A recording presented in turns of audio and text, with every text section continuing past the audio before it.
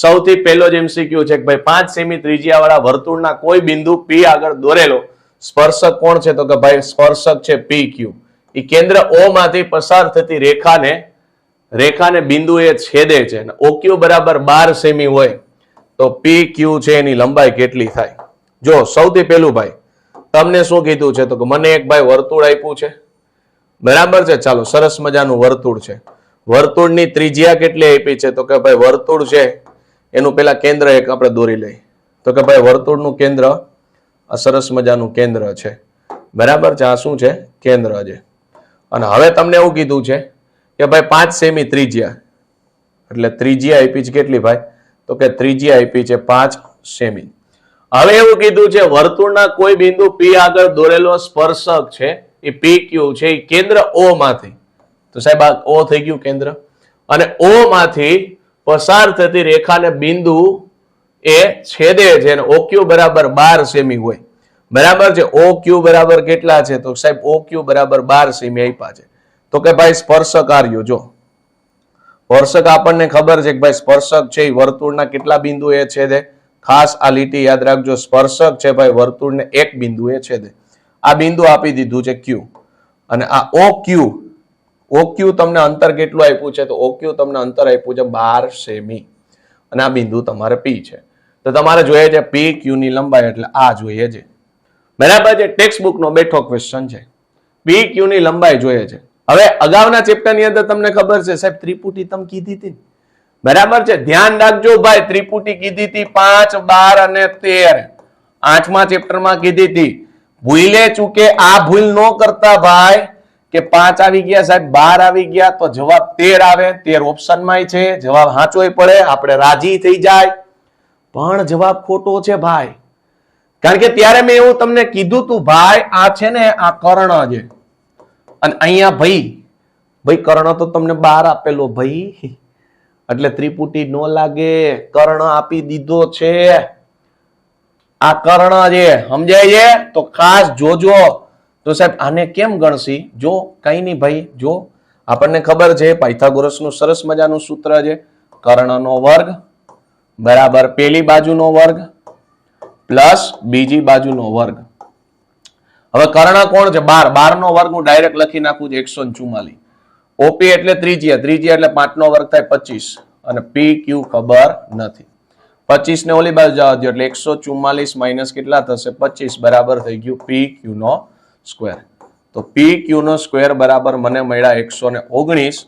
બે બાજુ વર્ગમૂળ કાઢો એટલે PQ બરાબર મળ્યા 119 નું રૂટ નો નીકળે એટલે 119 વર્ગમૂળ ની અંદર સેન્ટીમીટર, એટલે ઓપ્શન નંબર ડી આવશે, બરાબર છે. ખાસ ધ્યાન રાખજો, ડાયરેક્ટ ત્રિપુટી જામી ન પડતા 5, 12, 13 5, 12, 13 5, 12, 13 એલા પણ 13 આવે ખરા, પણ કર્ણ હોય તો આવે.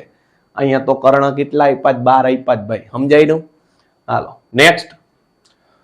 આપેલી આકૃતિમાં જો TP અને TQ એ O કેન્દ્ર વાળા વર્તુળના ખૂણો POQ બરાબર 110 છે અને બંને એવા સ્પર્શકો છે, તો PTQ કેટલા થાય? જો સરસ મજાની પેલા તો આપણે આકૃતિ છે એ દોરી નાખી, પછી તમને આની સરસ મજાની છે એ શોર્ટકટ એ કહું, બરાબર છે. આ શું છે? તો કે ભાઈ વર્તુળનું એક કેન્દ્ર છે, બરાબર છે. આ હું આપેલું છે તો ભાઈ મને ત્રિજ્યા આપી છે, અહીંથી એક અહીંયા ત્રિજ્યા આપી છે, બીજી એક ત્રિજ્યા અહીંથી આપી છે, અને આની ઉપર એક આકૃતિ દોરી નાખી. આ બે મને સ્પર્શક આપ્યા છે, બરાબર છે. આ શું આપ્યું છે? મને સ્પર્શક આપ્યા છે. હાલો આગળ વધીએ. આ ખૂણો આપ્યો છે 110 નો આપ્યો છે, અને બીજું શું આપ્યું છે? તો ભાઈ P આપ્યું છે, અહીંયા O આપ્યું છે, અને અહીંયા Q આપ્યું છે. આ T જોઈએ છે, એટલે PTQ એટલે સામેનો ખૂણો જોઈએ છે, આ જોઈએ છે. ટૂંકમાં તમે વર્તુળનો એક પ્રમેય ભણ્યા ને, સ્પર્શક અને ત્રિજ્યા હંમેશા કેટલાનો ખૂણો બનાવે? સાહેબ 90 નો ખૂણો બનાવે. સ્પર્શક અને ત્રિજ્યા હંમેશા કેટલાનો ખૂણો બનાવે? 90 નો. તો સાહેબ અંદર દેખાય છે ચતુષ્કોણ દેખાય, ચતુષ્કોણના ચારે ચાર ખૂણાનો સરવાળો કેટલો થાય? કેટલો થાય ભાઈ? કેટલો થાય? 360 થાય. તો સાહેબ અંદર જે ચતુષ્કોણ દેખાય છે, ચતુષ્કોણ કોણ દેખાણું? તો કે POQ અને T, આ ચતુષ્કોણ દેખાણું, એના ચારે ચાર ખૂણાનો સરવાળો કેટલો થાય? 360 થાય. તો લખી નાખીશ માપ ખૂણો P, પછી O, ખૂણો Q અને ખૂણો કોણ છે? T. આ બધાયનો સરવાળો કેટલો થયો સાહેબ? 360 થયો. હવે પી ની કિંમત આપી કેટલાનું 90 છે, ઓ કેટલા છે સાહેબ 110 છે, અને આ ક્યુ કેટલા છે એ પણ 90 છે, અને ટી ખબર નથી બરાબર 360. ચાલો 0 નો 0 કેટલા થશે, આ 90 90 180 થઈ ગયા, અને બીજા કેટલા 110 એટલે 9 290 થઈ ગયા. 290 પ્લસ ખૂણો ટી બરાબર કેટલા થઈ ગયા 360. તો ખૂણો ટી જોઈએ છે તો કેટલા થશે 360 માંથી 290 કાઢશે તો ખૂણા ટી નું મૂલ્ય મળી ગયું કેટલું, તો કે ભાઈ ખૂણો ટી છે એનું મૂલ્ય મળ્યું 70. 70 કયા ઓપ્શનમાં છે ભાઈ, 70 મને દેખાય છે ઓપ્શન નંબર બી ની અંદર. સાહેબ આ કાયદેસર કર્યું, શોર્ટકટ જો, શોર્ટકટ જો ભાઈ, પૂરા શોર્ટકટ જોજો, શોર્ટકટ સાવ સહેલી છે. તમારે એટલું યાદ રાખવાનું, હામ હામેના ખૂણાનો સરવાળો, હામ હામેના ખૂણાનો સરવાળો 180 થાય. શોર્ટકટ શું છે, સામ સામેના ખૂણાનો સરવાળો કેટલો થાય ભાઈ 180. તો 110 આવી ગયા, 180 માં 110 આવી ગયા, ઘટે કેટલા ભાઈ 70 ઘટે, ગરમા ગરમ જવાબ. બરાબર, હામ હામેનાનો સરવાળો 180 થાય, 180 માંથી 110 આવી ગયા, કાઢી નાખો ને ભાઈ, શું વાંધો છે. તો 180 માંથી 110 કાઢ નાખ્યા, વૈધા કેટલા 70 વૈધા. ચાલો 70 રેડી, ડાયરેક્ટ જવાબ, કાંઈ ગણતરી કરવાની જરૂર નથી. આગળ, બિંદુ ક્યુ માંથી દોરેલા વર્તુળના સ્પર્શકની લંબાઈ આપી દીધી છે. સ્પર્શકની લંબાઈ કેટલી આપી 24 સેમી. વર્તુળના કેન્દ્રથી એનું અંતર આપ્યું 25 સેમી હોય તો વર્તુળની ત્રિજ્યા કેટલી થાય. ચાલો સરસ મજાનું વર્તુળ છે એ દોરી નાખો. હાલો વર્તુળ થઈ ગયું ભાઈ, સરસ મજાનું. આ શું છે તો કે ભાઈ વર્તુળનું કેન્દ્ર છે. વર્તુળના બિંદુ ક્યુ માંથી દોરેલ સ્પર્શકની લંબાઈ 24 છે અને કેન્દ્રથી અંતર આપ્યું છે 25 સેમી. સાહેબ 25 સેમી અંતર આપેલું છે. જો સ્પર્શક આપણે દોરી નાખીએ પેલા, અને કેન્દ્રથી અંતર, આ તમારી ત્રિજ્યા થઈ ગઈ. આ શું થઈ ગયું તો કે ભાઈ સ્પર્શક થઈ ગયો, અને આ કેન્દ્રથી અંતર થઈ ગયું. ચાલો કેન્દ્રથી અંતર આપ્યું ભાઈ 25 સેમી આપ્યું છે. કેન્દ્રથી અંતર કેટલું આપ્યું 25 સેમી. સ્પર્શકની લંબાઈ આપી છે 24 સેમી. બરાબર, સ્પર્શકની લંબાઈ કેટલી આપી 24 સેમી. ક્યુ બિંદુ માંથી દોરેલો છે એટલે ક્યુ બિંદુ માંથી. પછી તમને કીધું વર્તુળની ત્રિજ્યા આ જોઈ. ચાલો નામ આપી દો ઓ પી અને ક્યુ. સાહેબ 25 ને 24 આપ્યા, ચેપ્ટર નંબર 8 યાદ આવે ને મને ગલગલિયા થાય. એક તો તમે પાયથાગોરસ થી ગણી શકો, હું પાયથાગોરસ થી નહીં ગણું.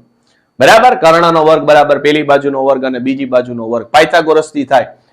પણ સાહેબ તમે ચેપ્ટર નંબર 8 ની અંદર સરસ મજાની ત્રિપુટી આપી હતી 7 24 25. આ 25 ની શરત એ છે કે સાહેબ કર્ણ હોવો જોઈએ. કર્ણ એટલે કોણ ભાઈ, કર્ણ એટલે આડી સીડી ભાઈ, આડી સીડી એને કર્ણ કહેવાય ભાઈ. તો કર્ણ અત્યારે 25 છે, ઓકે. વાય વૈધું કેટલું, હાથ. જવાબ ડાયરેક્ટ હાથ આવી ગયો. એટલે તો કહું છું ત્રિપુટી પાકી કરો, ભરી ભરીને કામ આવશે. ત્રિપુટી બધે કામ આવશે. બરાબર, હાથ 24 25, ધ્યાન એટલું રાખવાનું કર્ણ 25 હોવો જોઈએ. કર્ણ એટલે આડી લાઈન ભાઈ, સીડી. તો એ 25 છે, હા, તો બસ હાથ ઘટે છે, કારણ કે 24 25 તો ઓલરેડી આપેલા છે. હાલો ક્લિયર. અને જો વ્યાસ પૂછ્યો હોત, એ તો ત્રિજ્યા પૂછી છે, વ્યાસ પૂછ્યો હોત તો કેટલો આવત, તો વ્યાસ ભાઈ હાથના ડબલ કેટલા થાય 14 સેમી થાય. બરાબર, કાંઈ આકૃતિ જોવો એટલે ડાયરેક્ટ ત્રિપુટી લગાડી દો, વાત પૂરી થઈ ગઈ.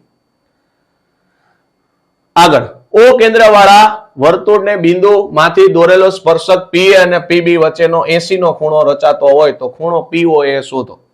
બરાબર છે. હમણાં જો આનો મેં તમને કાયદેસર દાખલો ગણાવ્યો હતો. હવે આપણે ડાયરેક્ટ શોર્ટકટ તરફ આગળ વધી જઈએ, કારણ કે આપણે સિરીઝ જ એટલે ચાલુ કરી છે શોર્ટકટ થી. હાલો એમાં આકૃતિ આમ આડી દોરી, આપણે એમ જ દોર નાખી. હાલો અહીંથી આવું છે ત્રિજ્યા છે, અને આવું છે એના સ્પર્શક છે. આવું આપ્યા છે સ્પર્શક, અને વચ્ચેથી એક લીટો આપ્યો છે. હાલો કાંઈ વાંધો નહીં, બરાબર છે. વચ્ચેનો લીટાનો કલર આપણે થોડોક ચેન્જ કરી નાખી, સમજવામાં મજા આવે. હાલો હવે હું કીધું છે તો કે પી અને પીબી વચ્ચેનો ખૂણો. ચાલો ઓ, આ બી, અને આ કેટલા છે એ, અને આ પી. પી અને પીબી વચ્ચેનો ખૂણો ભાઈ આપ્યો કેટલો 80. તો પી અને પીબી વચ્ચેનો ખૂણો એટલે સાહેબ આ 80 આપ્યો છે. અને જોઈએ છે કોણ, તો પીઓએ, પીઓએ આટલો ખૂણો જોઈએ છે. જોજો હવે ખાસ અહીંયા જોજો સાહેબ, હમણાં તમે કીધું હું હામ હામેના ખૂણાનો સરવાળો 180 થાય. એમાં આટલો ખૂણો આખો ખૂણો કેટલો આપ્યો છે 80, બાદ કરો એટલે સામેનો ખૂણો મળે. સામેનો ખૂણો કેટલો મળ્યો 100. સામેનો ખૂણો કેટલો મળ્યો 100 મળ્યો. કારણ કે કીધું ને સામેના ખૂણાનો સરવાળો કેટલો થાય 180 થાય. તો સામેના ખૂણાનો સરવાળો 180 થાય તો સાહેબ આ 80 આપ્યા હોય તો 180 માંથી 80 કાઢો 100 વધે. તમારે જોઈએ કેટલું અડધું છે ને અડધું જોતું હોય સાહેબ અડધું કેટલું થાય 50 થાય. કેટલા થાય 50. બસ પૂરું થઈ ગયું. બરાબર. ક્યાંય ગણતરી છે એ કરવાની જરૂર નથી. સામેના ખૂણાનો સરવાળો 180 થાય એમાં 80 આવી ગયા 180 માંથી 80 કાઢો એટલે 100 વધે. મારે અડધો ખૂણો જોઈએ. અડધો જોતો હોય તો અડધો કરો. 100 ના અડધા 50 થાય. વાત પૂરી. રેડી? કરી દો લાઈક. ચાલો આકૃતિમાં વર્તુળની ત્રિજ્યા જોઈએ છે. કાંઈ નહીં બોલો, કાંઈ જોઈ લ્યો, દેખાય જ છે. હું ત્રિપુટી હું હતી? બોલ બોલ ભૂરા, તને જ કહું છું ત્રિપુટી બોલ. હા બોલો ભૂરો. 5, 12 ને 13 પણ ડાયરેક્ટ લગાડવાની નહીં સાહેબ. 13 હું હોવો જોઈએ? કર્ણ. કર્ણ એટલે આડી લાઈન ભાઈ. તને હે ભાઈ આડી લાઈન. કર્ણ આડી લાઈન છે. હા બસ પૂરું થઈ ગયું. 5, 12 ને 13 એમાં ઘટે કોણ? 5. વર્તુળની ત્રિજ્યા 5 થઈ ભાઈ. 5 ટીક કરીને આગળ વધો. વર્તુળનો સ્પર્શક વર્તુળને ખાલી જગ્યા બિંદુમાં છેદે. સાહેબ વર્તુળનો સ્પર્શક મેં આપણે હમણાં આકૃતિ દોરી બરાબર છે. વર્તુળનો સ્પર્શક વર્તુળને કેટલા બિંદુએ છેદે સાહેબ? તો વર્તુળનો સ્પર્શક છે બરાબર. વર્તુળનો સ્પર્શક છે વર્તુળને કેટલા બિંદુએ છેદે? તો વર્તુળને એક બિંદુમાં છેદે. કેટલા બિંદુમાં છેદે? એક બિંદુમાં. અને આ જ્યાં બિંદુ છે ને એ બિંદુનું નામ છે સ્પર્શ બિંદુ. બરાબર. એ બિંદુનું નામ શું છે? સ્પર્શ બિંદુ. તો કેટલા બિંદુમાં છેદે? એક બિંદુમાં છેદે. અને જો તમને એમ કે ને કે વર્તુળની અંદર, તો યાદ રાખજો વર્તુળની અંદર એક પણ સ્પર્શક હોય નહીં. સ્પર્શક હંમેશા વર્તુળની પોઈન્ટ ઉપરથી મળે. અંદર ક્યાંય વર્તુળને સ્પર્શક હોય નહીં. તો છેદિકા થાય. શું થાય? છેદિકા. ચાલો વર્તુળને બે બિંદુમાં છેદતી રેખાને હમણાં જ આપણે બોલ્યા. વર્તુળને બે બિંદુમાં છેદતી રેખાને શું કહેવાય ભાઈ? છેદિકા કહેવાય. બરાબર છે. સરસ મજાનું વર્તુળ હોય અને એક બિંદુ અહીંયા લઈ લ્યો ને એક બિંદુ અહીંયા લઈ લ્યો તો આ બે બિંદુમાંથી છેદતી રેખા છે આને છેદિકા કહેવાય. અને બે બિંદુને જો અહીંયા વર્તુળ ઉપરના બે બિંદુ હોય ને તો આને શું કહેવાય? જીવા કહેવાય. બરાબર છે. આ શું છે? છેદિકા. ઓલું કોણ છે? જીવા છે. હાલો વર્તુળને વધુ ખાલી જગ્યા સમાંતર સ્પર્શક હોય. બરાબર છે. આ બધા ક્વેશ્ચન એવા છે જે બોર્ડમાં પૂછાયેલા છે. સમાંતર સ્પર્શક કીધું ભાઈ. તો વર્તુળ ઉપરથી આપણે બે બિંદુ લઈ લીધા. માની લો કે આ એક બિંદુ છે બરાબર. ઘાટું કરી બિંદુ એટલે દેખાય. આ બીજું બિંદુ છે. અને હવે આપણે જોઈએ છે એના સમાંતર સ્પર્શક. બરાબર. તો સમાંતર સ્પર્શક એટલે આ વર્તુળના બિંદુમાંથી પસાર થતા હોય એને આપણે સ્પર્શક કહેવાય. તો વર્તુળને સમાંતર સ્પર્શક કેટલા મળે ભાઈ? 2 મળે. કેટલા? 2. 2 ક્યાં છે? વચ્ચે દેખાય છે. બરાબર. તો વર્તુળને સમાંતર સ્પર્શક કેટલા હોય? 2. વર્તુળ અને સ્પર્શકના સામાન્ય બિંદુને શું કહેવાય? હમણાં જ મેં કીધું હતું. વર્તુળ અને સ્પર્શકના સામાન્ય બિંદુને સ્પર્શ બિંદુ કહેવાય. શું કહેવાય? સ્પર્શ બિંદુ. બરાબર. આ વર્તુળ છે આ એનો સ્પર્શક છે. તો જે બિંદુ એ છેદે ને આ બિંદુનું નામ પૂછ્યું છે. તો આ બિંદુનું નામ છે સ્પર્શ બિંદુ. ચાલો રેડી? આકૃતિમાં આપેલા પીએ અને પીબી એ ઓ કેન્દ્રિત વાળા વર્તુળના સ્પર્શકો છે. તેમજ ખૂણો ઓ એઓપી 55 હોય તો ખૂણો એપીબી જોઈએ છે. એ પી અને બી એટલે આખો ખૂણો જોઈએ છે ટૂંકમાં. એપીબી બરાબર છે. એપીબી આખો ખૂણો જોઈએ છે. વાત પૂરી થઈ ગઈ. જો ખૂણો એ પી અને બી આખો ખૂણો જોતો હોય તો આપણો નિયમ શું હતો સાહેબ? અડધું કેટલું આપ્યું? 55 આપ્યું છે. આખું કેટલું થાય સાહેબ? 110 થાય. હવે સામેનો સરવાળો કેટલો થાય? 180. બરાબર. અડધું 55 આપ્યું તો આખું 110 થાય. સામેનો સરવાળો 180 થાય. 180 માંથી 110 કાઢો. જવાબ આવ્યો 70. સમજાય છે? ક્યાંય સૂત્ર મૂકવાની જરૂર જ નથી. સ્પર્શક ને ત્રિજ્યા વચ્ચે ભલે 90 નો ખૂણો હોય, મારે શું લેવા દેવા? આપણી શોર્ટકટ કેવી લાગે? બરાબર છે. અડધું 55 તો આખું 110 થાય. સામેનો સરવાળો 180 થાય. વાત પૂરી થઈ ગઈ. 180 માં બાદ કરો એટલે ડાયરેક્ટ જવાબ. આગળ 4 સેમી ત્રિજ્યા વાળા વર્તુળની જીવા એબી છે એની લંબાઈ 4 સેમી હોય તો ખૂણો એઓબી કેટલા થાય? જો સરસ મજાનું એક રૂડું રૂપાળું એક વર્તુળ લઈ લેજો. આ વર્તુળ શું છે? એનું કેન્દ્ર છે. હવે હું કીધું છે તો કે જીવાય કીધી છે. બરાબર. ચાલો જીવાય નામ દોરી નાખો. આ વર્તુળની જીવા છે. ચાલો આ એની શું છે? ત્રિજ્યા છે. હાલો એ બી છે એ જીવા છે, કેન્દ્ર ઓ છે. ત્રિજ્યા આપ્યું 4 સેમી, આ 4 સેમી આપ્યું છે અને જીવાની લંબાઈ આપી 4 સેમી. જો 4 સેમી ત્રિજ્યા છે, જીવાની લંબાઈ કેટલી છે? 4 સેમી. તો સાહેબ અંદર ત્રિકોણ દેખાય, કયો દેખાય છે? સમબાજુ ત્રિકોણ દેખાય, કારણ કે ત્રણે ત્રણ બાજુમાં ફરખા જ ભાઈ. ત્રણે ત્રણ બાજુમાં ફરખા હોય તો AOB આ કેન્દ્ર આગળનો ખૂણો કેટલો થાય? 60 ડિગ્રી થાય. હાલો આગળ. 5 સેમી ત્રિજ્યા વાળા વર્તુળની એક જીવા છે, એની લંબાઈ આપી છે 8 સેમી છે. તો કેન્દ્રથી અંતર કેટલું થાય? મેઇન આ ચેપ્ટર ની અંદર છે ને તમને ભાઈ આકૃતિ છે દોરતા આવડવી જોઈએ. એક વર્તુળ છે, ઓકે. હાલો હવે શું કીધું છે? તો કે ભાઈ વર્તુળ છે એની જીવાની લંબાઈ આપી 8 સેમી. જોજો બરાબર, જીવાની લંબાઈ કેટલી આપી છે? 8 સેમી આપી. તો આ જીવા છે, જો બરાબર છે. અને આ અહીંયા કેન્દ્ર છે અને આ શું થઈ ગઈ ભાઈ? તો કે આ ત્રિજ્યા થઈ ગઈ અને આ અંતર થઈ ગયું. હવે જો જીવાની લંબાઈ એટલે સાહેબ આટલું માપ આખું 8 સેમી આપ્યું છે, બરાબર. જીવાની લંબાઈ 8 સેમી આપી, ત્રિજ્યા કેટલી આપી? 5. તો સાહેબ આ ત્રિજ્યા થઈ ગઈ, ત્રિજ્યા 5 સેમી છે. ધ્યાન દઈને જોજો, અહીંયા ત્રિજ્યા 5 સેમી છે, જીવા 8 સેમી છે. સાહેબ આખું 8 હોય તો આટલું અડધું કેટલું થાય? 4 થાય. કેટલું થાય? 4.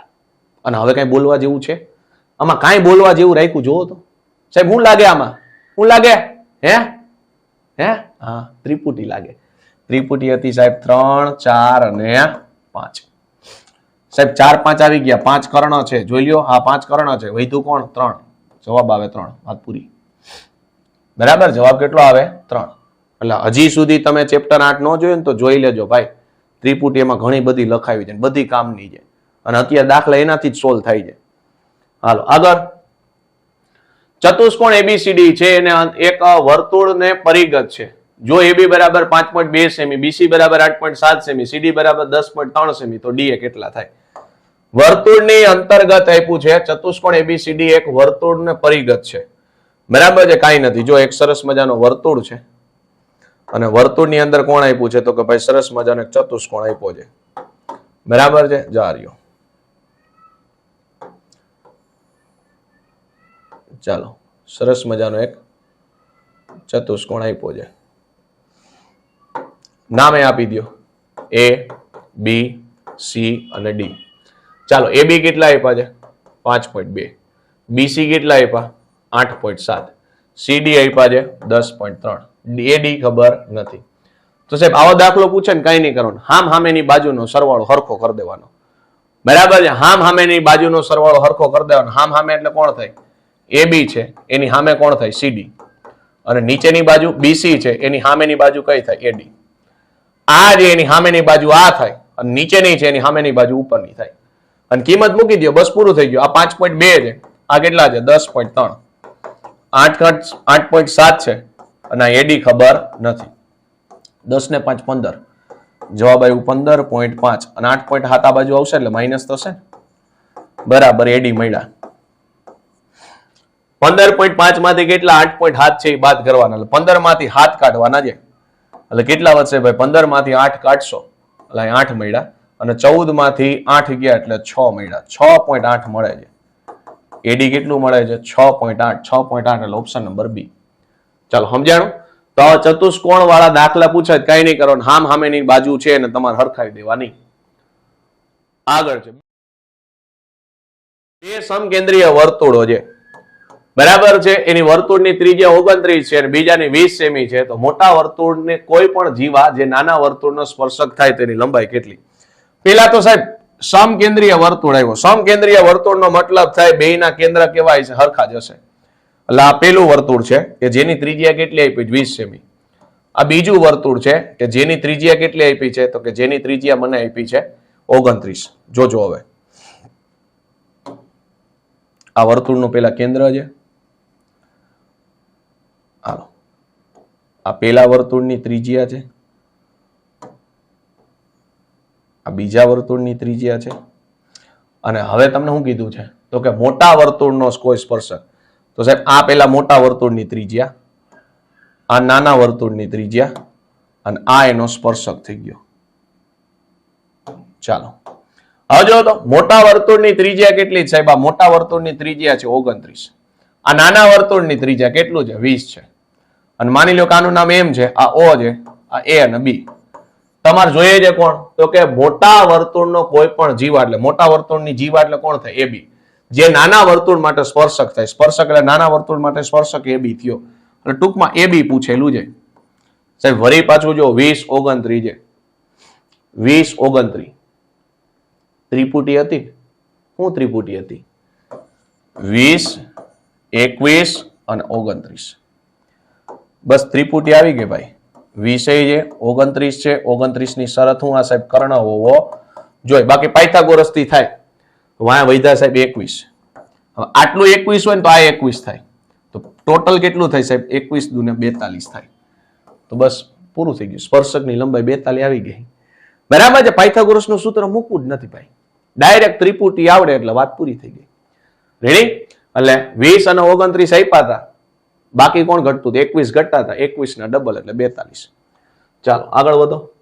તો મિત્રો અહીંયા આપણી થેન્ક યુ ની સ્લાઇડ આવી ગઈ છે. આજના સેશનની અંદર એટલે કે વર્તુળ છે એની આપણે ચર્ચા કરી. ખાસ કરીને જે જૂના એમસીક્યુ જે પૂછાયેલા હતા એ પણ આજના સેશનની અંદર જે કવર કરેલા છે.